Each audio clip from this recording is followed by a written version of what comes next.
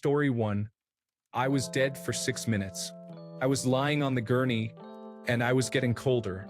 Somewhere, my body started warming up, and everything became really calm and peaceful. I was no longer in pain. All the noise from the emergency room just went away. It was really enjoyable. I was thinking about my daughter, and I was remembering all the things we had done. Slowly, it was just black and nothing. There was no knowledge of anything. I explain it as if it was like before I was born. Then the worst thing in the world is being revived. I started hearing loud noises. I felt this massive pain. Then there was the nastiest stench ever. The smell was like every dead animal had crawled in my nose. The smell was so bad I started vomiting. I remember the doctors turning me on my side and watching my vomit spray on a nurse. Dying was the most pleasant thing I have ever experienced, and being revived was the worst. Story 2. Not really sure what happened, and it still freaks me out to this day. My daughter was 4 and developed pneumonia. Her breathing would stop in her sleep, so we took her to the emergency room. She was there for a total of 5 days. For the first 3 days, her health kept deteriorating. On the 3rd day, my girlfriend got a call that her mother had collapsed and was taken to the hospital. She was without oxygen for 20 minutes and was declared brain dead. That night, my daughter woke up and asked about Grandma. No one had said anything to her or in the room with her. We asked her what she meant. She told us that Grandma came to her in a dream and said, "It's not your time yet. I'll go for you." Immediately, the next day she was almost 100% better. Story 3. There are some researchers who have been collecting and quantifying the data of near-death experiences for years now. They have created 6 categories or stages of near-death experiences that generally sum up most experiences. The hellish experience can be either a mildly uncomfortable experience, a cold, dark, damp, loveless experience, or the traditional flames and devil experience. Some people say they are drawn out of this realm by an indescribable love. Very few people recount experiencing this. There is another type of experience where one has an out-of-body perspective and can travel freely. Often this happens in an operating room where one's heart has stopped, and the doctors are working to revive the patient. The individual may be able to go to other rooms in the hospital or travel across the country. If they remain in the hospital room, they do not always recognize their own bodies on the table and can feel confused. There has been a surge in near-death experiences since the 1960s when resuscitation techniques became more advanced. Much like many comments, there is another experience of blissful, warm darkness that just feels comfortable. It is indescribable nothingness, often without memory or any inkling of consciousness at all. The next experience is similar to the last, but with an additional light that is usually far away, emanating warmth, love, and forgiveness. The individual is either attracted to this light and goes toward it, or the light itself comes to the person. It allegedly gets better and better the closer one draws to the light, and so they continue. This is where the phrase "go or don't go to the light" likely comes from. This experience continues where the last leaves off, where the person has broken through the light to the other side.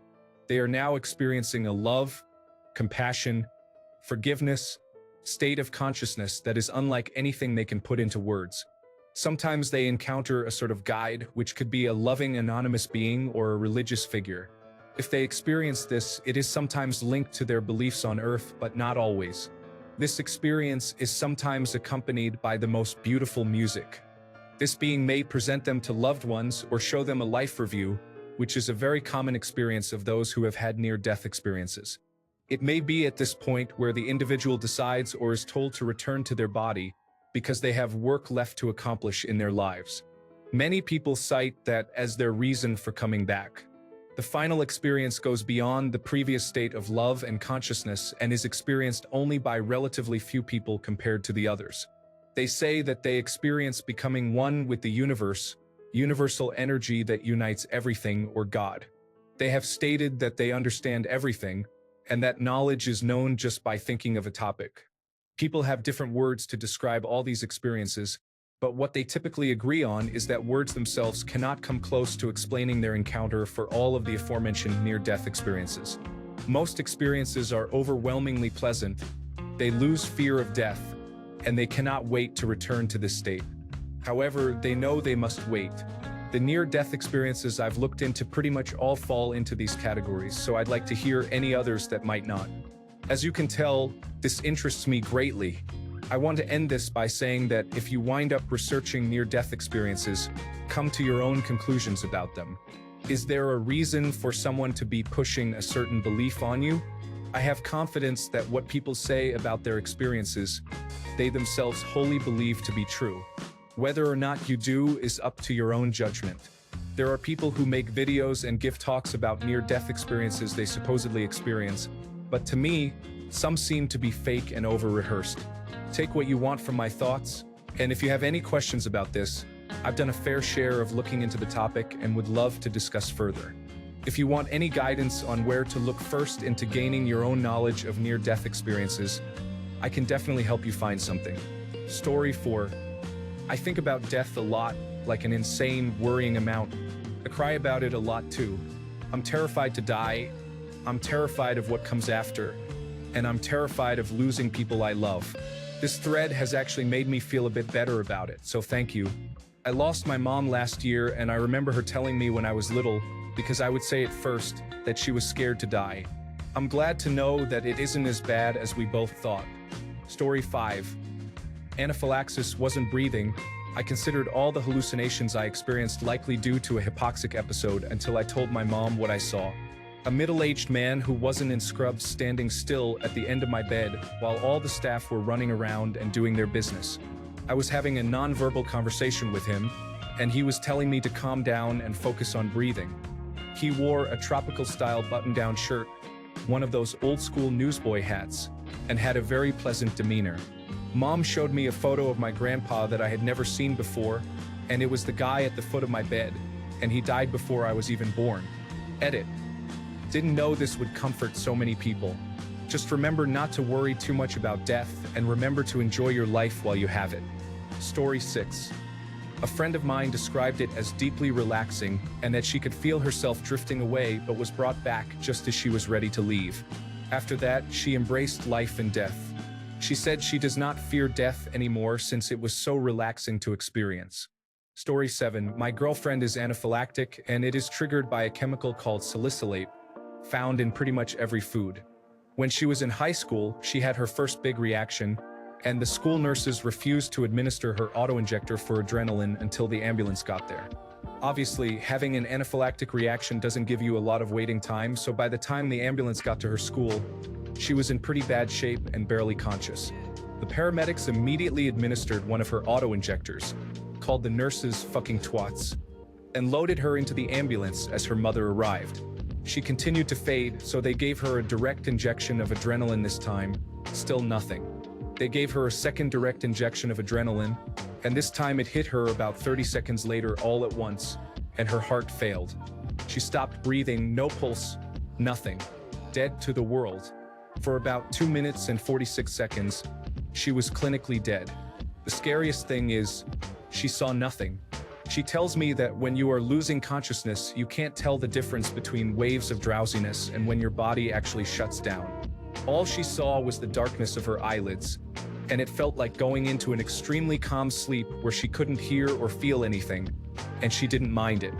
All despite the fact her mother and the paramedics were screaming at her to keep her eyes open and the ambulance was flying towards the hospital. She miraculously just came back to life almost 3 minutes later as they were giving her chest compressions, and the cardiologist that assessed her later stated that all the adrenaline in her body was enough to not only stop her heart but also restart it with the little help from the paramedic pumping it around. But still to this day, she can't differentiate falling asleep after a long day and dying. Story 8. Overdosed.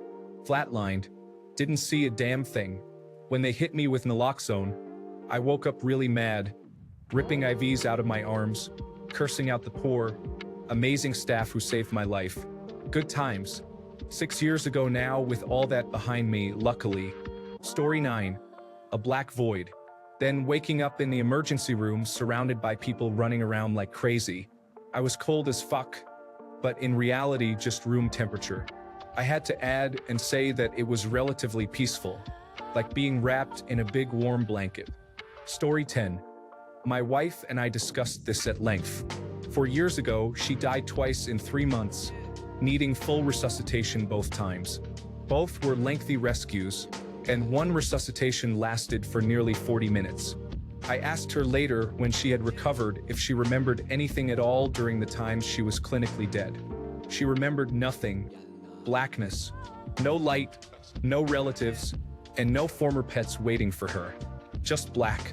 Thankfully, also no pain. She finally passed 18 months ago, and I hope she felt no pain or worry the final time. It started with 2 spontaneous brain bleeds, technically beginning with her having lupus.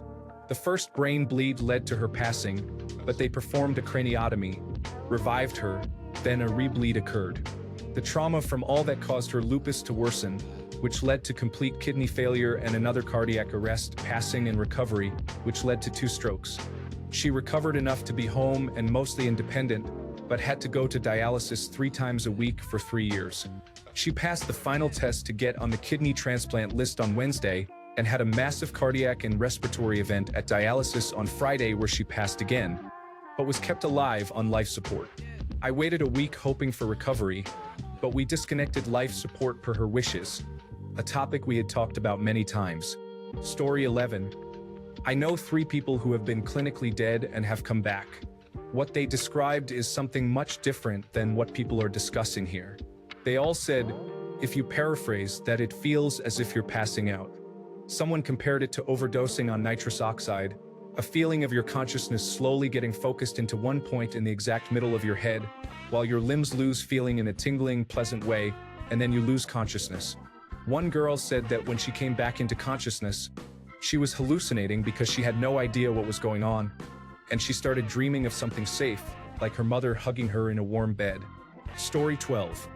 My father committed suicide recently this year, and these responses are helping me find some comfort that his last moments were peaceful. I just wanted to say thank you to all of those who reached out. I'm going to counseling soon to help get through the hard times. I'm sorry for those who have experienced loss, and I'm glad we got to share this feeling of peace reading these, even if it's just for a moment. Story 13. I was on a lot of morphine, so it's still really hazy, and the fact it happened almost 6 years ago doesn't help my memory, but I'll try to recollect as accurately as I can what happened and what I experienced. I had appendicitis, and my foster parents at the time didn't take me to the hospital until almost 3 days after it had burst. I should have been dead well before they took me. Even the doctors called it a miracle. Well, I died while waiting for surgery. I had to wait for a pediatric surgeon to come in because no one else felt comfortable performing the surgery on a case this bad with a child this size. They took me to the adult hospital, not pediatrics, which was 40 minutes away.